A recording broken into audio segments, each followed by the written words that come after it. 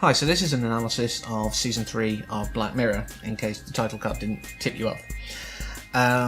Rather than do a whole catch-all, my thoughts on Season 3 of Black Mirror, I decided to do it episode by episode because I feel I can get the ideas out per episode better, rather than having like a longer video, but still sort of lacking in what I'm trying to say, having to kind of skim over things a little more. So I thought I'd dedicate the time for each of them, and these are my thoughts, my observations, my extrapolations really of what the ideas are in it and what has come to my mind. Obviously you might have different ideas, we can discuss it in the comments, that's fine. But this will be for the next sort of 6 weeks or so, short of anything coming up that suddenly, I need to cover this now, so I've put a different one in. Hopefully that won't happen. So on to episode 1. Nosedive, or antisocial media, as I've subtitled it. I'm going to do that with all of them. I've thought of alternate titles, but this one was really good. It's good food for thought because we already have the world of social media where people convey an image that they want to be their public image. People want that to be what the world thinks of them, what the world sees of them.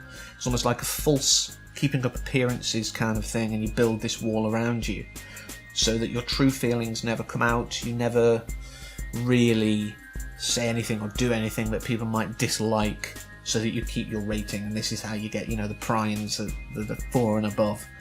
And it's as I say, it's quite scary because it's my favourite kinds of Black Mirror episodes are the ones where it's like, it's not a massive leap like that, it's a tiny step and it's believable. And this definitely covers that. We already have people like sort of foodstagramming and stuff, which I don't understand, but apparently science says the anticipation, like holding off on eating it straight away, makes it taste better. So maybe you guys who do it out there are right about something, but I'll never agree to it. I want to just eat my food. But as I say, it's really interesting, and you sort of see how, for example, Chester, who seems a nice guy, breaks up with his partner, and suddenly he's being ostracised, which is then impacting his ability to get on in the workplace, and as we see towards the end of the episode, stops him even getting in because there's a minimum rating. People's social media scores affect everything in their lives, and that's kind of scary because we already have employers who want your Twitter name and your Facebook profile and all these things, and they find it weird if you don't want to give it. What have you got to hide? It's the whole mentality of people is like, well, you shouldn't be worried about like snooping charters and things like that, because if you've got nothing to hide, what have you got? What have you got to worry about? But that's not the issue. A lot of people have. Some people have that because they have things to hide. But a lot of people, myself included, I mean, my Facebook profile, everything on there is public. All these videos are public. Because I don't have anything to hide, but that's my choice. There are things that happen in my life that I don't tell everyone about, or whatever, because that right to privacy is very important.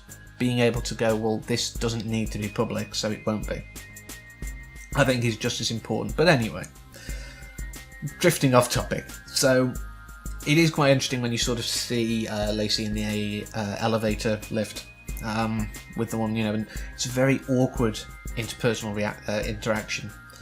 It seems very difficult for people to just converse. It seems very difficult for them to just get on. And, as someone who's got various anxieties and things, I can kind of experience that.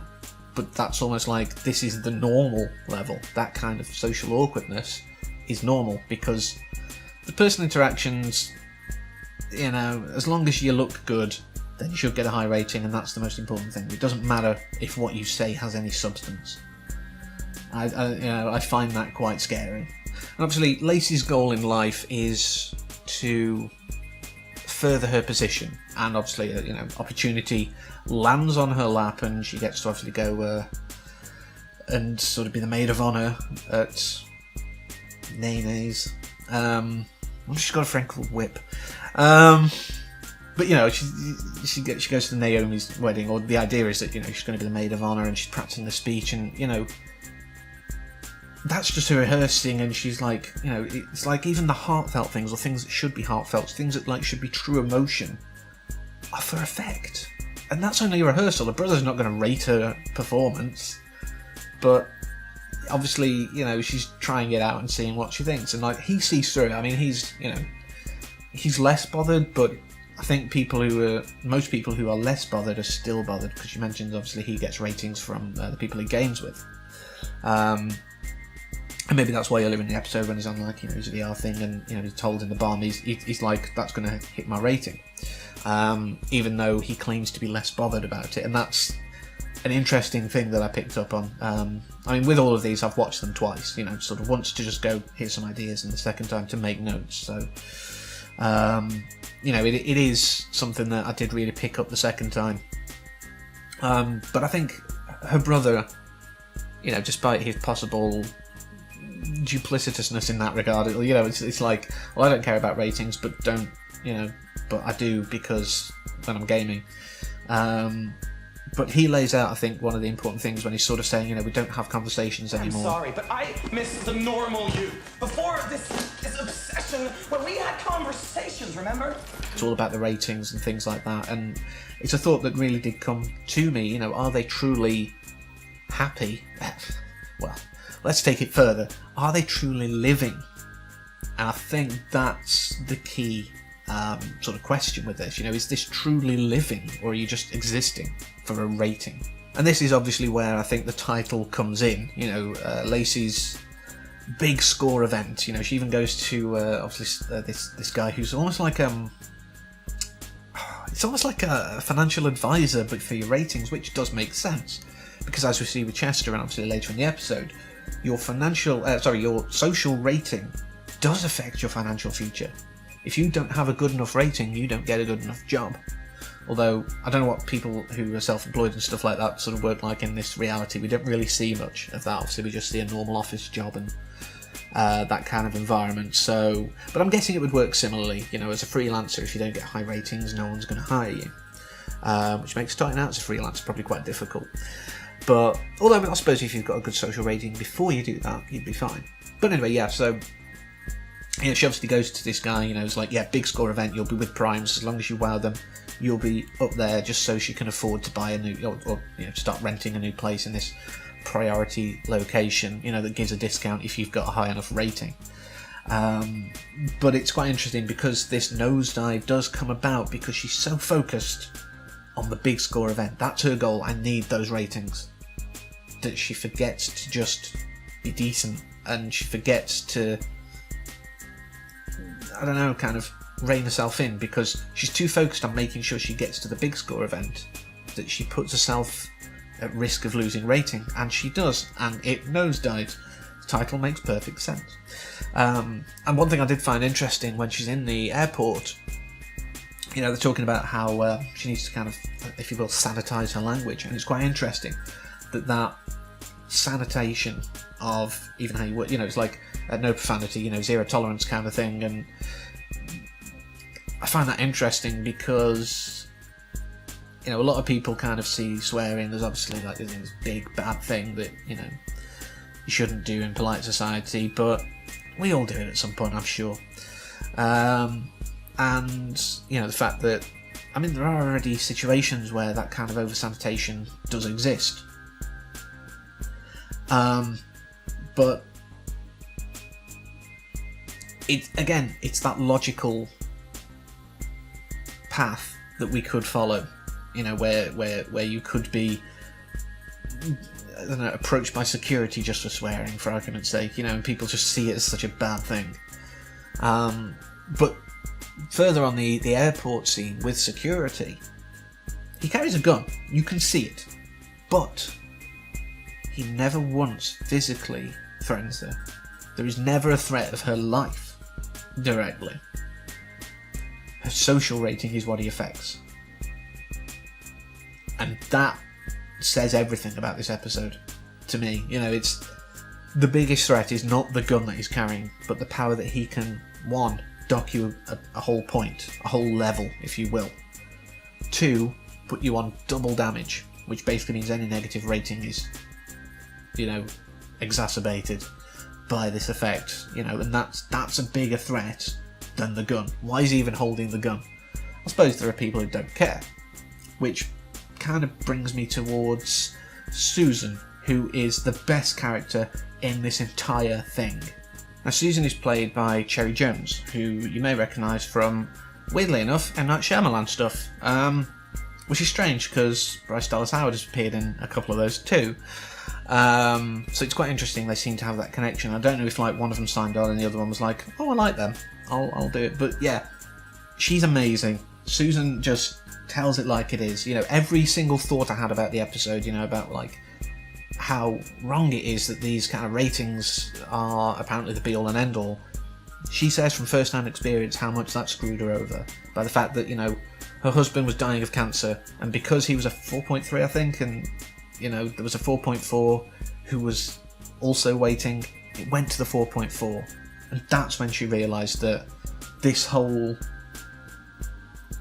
idea, this facade that society has made for itself is just nonsense, and she's having none of it, and just, you know, she doesn't look like a 1 point whatever, you know, and that's the thing, because she's been in Lacy's position, and I really love the fact that she kind of tells her that you don't have to be like this. Why are you doing this? Because you want that life. I had that life. What's it done for me now? It's lost me a husband because he 0.1 point, you know, away from being the next in line, you know, for a hospital bed. That just really affected, I think, you know, Lacy's character development from that point, you know. But I love the fact that, you know, Susan just kind of says emergency escape hatch, you know, as a thermos of whiskey, and I just love that. I think that's great. And I think that part of that is also the fact that, you know, she kind of almost asks what is success, you know. It's like Lacy is so bothered about certain markers, if you will, like about her social rating and things like that, that she doesn't even know what that success that she's after looks like. She's never really kind of, I don't know, kind of got the idea. As long as she's got those things, then she thinks that's success, but at what cost? You know, what is success in that world? Having a good social rating. Does that make you a better person? No, it means you're a good actor. You know, that's what you're good for. And that's, I think, the big kind of issue really that Susan brings up with the whole process. And so obviously as the time goes on, you know, she starts to feel firsthand like the situation, say, that Chester experienced, you know, having everything taken away from him pretty much. And, you know, I think that's quite interesting because obviously she was just like, ooh, no, I can't help you now. You know, she was very much in the system, but when she sees what it does, you know, she's just like, oh yeah, this does suck big time. But I do want to quickly state that the sound design was amazing. Like towards the end of the episode, when the downvote tune, like, that was terrible, but, you know, sort of playing as part of the music as Lacy's trying desperately to get to the wedding. I thought that was a great idea of sound design. You know, I love things like that. I mean, I've always analysed stuff, and that's really something that I really took great joy from, you know, the attention there. But back to the idea, you know, it's like when she gets to the wedding and starts basically tearing into Naomi's life, you know, and ripping it all apart, and, you know, the whole admittance at the end that yes, in fact, she did sleep with Greg, you know, and things like that. She's starting to awaken. That's how I see it, you know, sort of Susan's awake. Anyone who kind of goes, what the heck is this? They're awake. They're actually human now. They're not just constructs. Like virtual people, almost, I guess you could say. And she really starts her awakening in that process. And then obviously when she's in the prison, something I didn't realise at first, you know, she's kind of like, obviously everything's taken away from her, and she gets a height measured and stuff, and I was like, wait, she's only like a little bit shorter than me. You know, and then like her eyes are on the thing, and I didn't click first time, I'll admit it. Now, there are probably tons of you going, yeah, her implants were pulled out from her eyes. It never clicked for me first time, and I don't understand why. I think maybe I was a bit tired. Because when I asked Amy about it, she was like, yeah, that's what I thought. So it's quite weird that they removed those social implants. And then something else came to mind, because she obviously does the mime, the downvote mime to the guy in the other cell. And something I had, which is probably just a crazy idea, and it's kind of going off really sort of on a weird tangent, but whether the social implants, those phones weren't real, if you will. It was all in the social implants in the eyes. So they were interacting with something that wasn't actually physically there, but it was kind of like a guiding tool for those things. I mean, I'm probably just overthinking and overanalyzing and coming up with crazy ideas because it's what I do. But I just thought that was interesting. But the final sort of scene with her screaming at this guy, and like them slanging, insults at each other. That was her final awakening.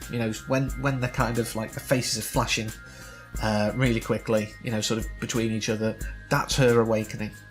She's awake now. She's a real human. And as I say, this episode was just spot on Black Mirror, a good opener to a season. Because if people haven't seen it before and they're just like, oh, what's this? And go onto Netflix and they're like, oh, I won't watch the first two, I'll watch the new one because that's what everyone's talking about. I think it's a good introduction to the ideas of it. What could society do? What, the term Black Mirror says it all. It's a dark reflection of ourselves. So, there's a bombshell for you. But yeah, so, I think Nosedive, great start to a season, great ideas, kind of scarily close to true. So, I think that's it for that one. So, next week, I'll be touching on episode 2, Playtest, and you'll find out the alternate title when it's uploaded. So, until next time, as always, take care.